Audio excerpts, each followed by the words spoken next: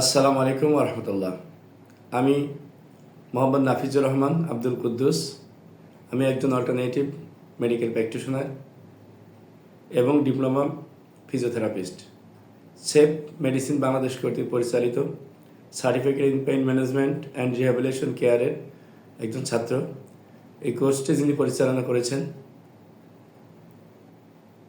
অত্যন্ত দক্ষতা বিচক্ষণতার সাথে, তিনি আমাদের অত্যন্ত প্রিয় স্যার ডাক্তার হৃদয় খান শরীফ স্যারকে সর্বপ্রথম ধন্যবাদ জানাচ্ছি। এই কারণেই তিনি আমাদের জন্য অক্লান্ত পরিশ্রম করেছেন, প্রতিটা ক্লাসের জন্য তিনি পরিশ্রম করেছেন এবং সঠিক গাইডলাইনের মাধ্যমে তিনি আমাদের কোর্সটি সম্পন্ন করেছেন।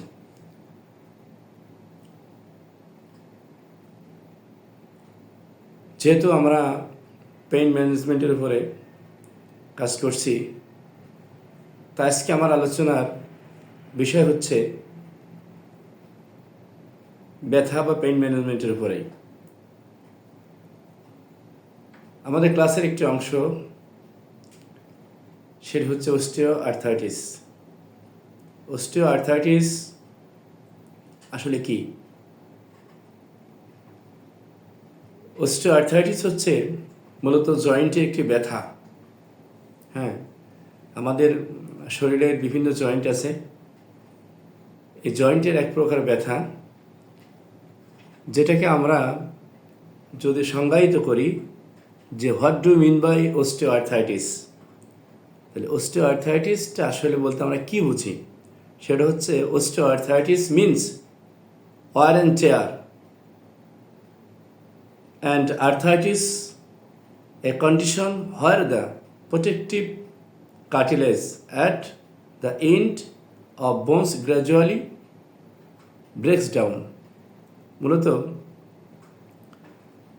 অস্টিওআর্থাইটিস হচ্ছে আমাদের জয়েন্টের উপরের অংশের ক্ষয়, যেটাকে বাংলায় সরাসরি বলা যায় যে আমাদের জয়েন্টের মাথার উপরে যে নরম অংশ থাকে, যেটাকে কার্টিলেজ বলে, সেটার ক্ষয়কেই অস্টিওআর্থ্রাইটিস মূলত বলে। মূলত আমাদের প্র্যাকটিস লাইফে যেটা আমরা দেখছি যে 30% plus patient affected in the disease in our country.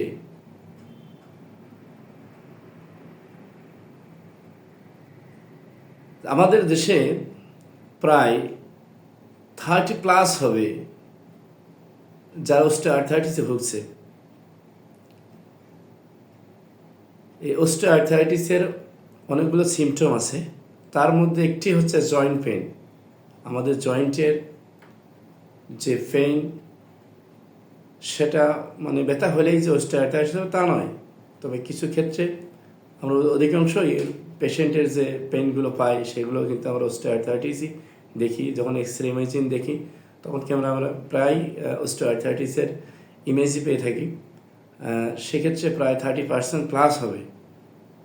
তো আসলে আমাদের এই সিমটমগুলোর মধ্যে যেমন জয়েন্ট পেইন, তেমনি stiffness after rest and in the morning. আমরা যখন একটু রেস্টে যাই, বিশ্রামে যাই, বা সকালে আমরা এর অনুভূতি লাভ করি। এছাড়া সোয়েলিং আছে আর একটা সিমটম। তাছাড়া রিডিউস মুভমেন্ট, আমাদের চলাফেরায় যে গতি কমে যাওয়া আর কি। এছাড়াও অসংখ্য কারণ রয়েছে, আমরা মূলত অনেক লম্বা আলোচনায় যাব না। তবে আমরা যদি মূলত জয়েন্টের pain, stiffness, swelling, reduce movement এগুলো দেখি, তাহলে আমরা বুঝে নিতে পারি প্রাথমিকভাবে প্রাইমারি স্টেজে এটা অস্টিওআর্থাইটিস হতে পারে। এছাড়া রয়েছে বেশ কিছু কমনলি অ্যাফেক্টেড এরিয়া। আমাদের আসলে কোন কোন জায়গায় এই রোগটা আক্রান্ত হতে পারে? আমরা যদি বলি কমনলি হচ্ছে নি জয়েন্ট। অধিকাংশ মানুষই কিন্তু আমরা যে হাঁটুর ব্যথায় ভুগতেছি, তার এখানে যদি আমি হাঁটুর ক্ষেত্রে ধরি, প্রায় 50+% patient affected in the disease. এছাড়া আমাদের হিপ জয়েন্টে আক্রান্ত হতে পারে, আমাদের ফিঙ্গার আক্রান্ত হতে পারে, নিক আমাদের হাড় আক্রান্ত হতে পারে, ব্যাকবোন পিঠের বা মাজার হাড় আক্রান্ত হতে পারে। সুতরাং আমাদেরকে বিভিন্ন ব্যথা মুভমেন্ট দেখে আমাদের চিন্তা করতে হবে আসলে আমাদের কোন ধরনের ব্যথা শুরু হয়েছে। আসলে এগুলো তো আমরা অ্যাফেক্টেড এড়িয়ে গেলাম। এই অস্টিওআর্থ্রাইটিসের কিছু রিস্ক ফ্যাক্টর আছে, তার মধ্যে একটি হচ্ছে কিন্তু সবচেয়ে বড় বিষয় যে এজ ডেভেলপমেন্ট। আমাদের যেটাকে এজ ইনক্রিজিং বলা হয় আর কি, বয়স বাড়ার সাথে সাথে আমাদের এই রোগটাও আরও বাড়তে থাকে। এছাড়াও প্রিভিয়াস ইনজুরি থেকে হতে পারে, ফ্যামিলি হিস্ট্রি হতে পারে, হ্যাঁ, তারপরে এছাড়াও অসংখ্য কারণ রয়েছে যেটার কারণে আমাদের রিস্ক ফ্যাক্টরে পরিণত হতে পারে। এখন আমরা দেখব যে আসলে এর ট্রিটমেন্ট কি। ট্রিটমেন্ট হচ্ছে যে মূলত এক্সারসাইজ অ্যান্ড ফিজিওথেরাপি। আমরা একটু ফিজিক্যাল মুভমেন্ট, ফিজিক্যাল এক্সারসাইজ এবং ফিজিওথেরাপির মাধ্যমেও আমরা পেনটা কমিয়ে আনতে পারি। এছাড়াও pain reliever medicine depend on person, আমরা বিভিন্ন মানুষের উপরে নির্ভর করে বিভিন্ন ধরনের পেন রিলিফ হয় এরকম মেডিসিন আমরা ব্যবহার করতে পারি। এছাড়া ওয়েট ম্যানেজমেন্ট, আসলে এই ওয়েটটাও একটা রিস্কের ব্যাপার, যে আমাদের ওভার ওয়েট যেটা সেটাকেও কিন্তু আমরা রিস্কের ভিতরে ধরি। সুতরাং এই ওয়েট ম্যানেজমেন্টও হচ্ছে এই অস্টিওআর্থ্রাইটিস ম্যানেজমেন্টের বা ট্রিটমেন্টের একটি বড় অংশ। এই জন্য আমরা আমাদের ওজনের দিকে সতর্ক থাকি, আমাদের লাইফস্টাইল চেঞ্জ করি, খাদ্য অভ্যাস পরিবর্তন করি, হ্যাঁ, এবং